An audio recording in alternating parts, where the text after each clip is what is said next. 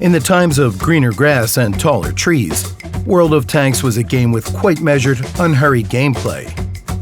But everything changed on September 13, 2011, when Tier 5 light tanks were added to the game. 3 brave warriors entered the fray: the Soviet T-52, the American M24 Chaffee, and the German VK-2801. They drastically changed the notion of speed in the game and made players reconsider their perception of light tanks.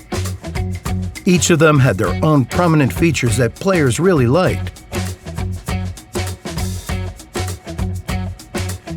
The American Chaffee had good concealment and gun stabilization, high damage per minute, excellent gun depression angles, and one of the best view range parameters in the game at that time. It was ideal for passive scouting. The German VK-2801 resembled a lower-tier Leopard that had put on a bit of weight. Veterans will remember it for its high explosive and heat shells.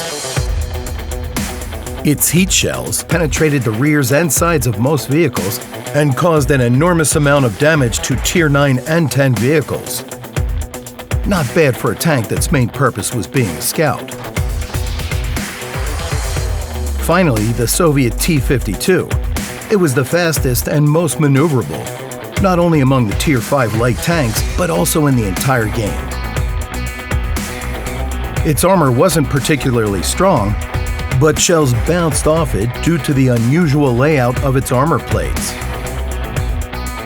This would truly shock many players. A reckless vehicle dashes across the field. A shell that should totally destroy it hits it, but the tank carries on as if nothing happened. And circling around heavy tanks, the T-52 and the Chaffee just loved it. This trio is remembered fondly by many players. These light tanks were capable of kicking up a fuss even in the fiercest battles against Tier 9 and 10 tanks. Their concealment, view range, and dynamics made them excellent scouts. Thanks to them, many players would say, "Gonna rush and spot there," and you know what usually happened next. Finally, breaking through to the enemy artillery and depriving the enemy of their fire support was true combat heroism.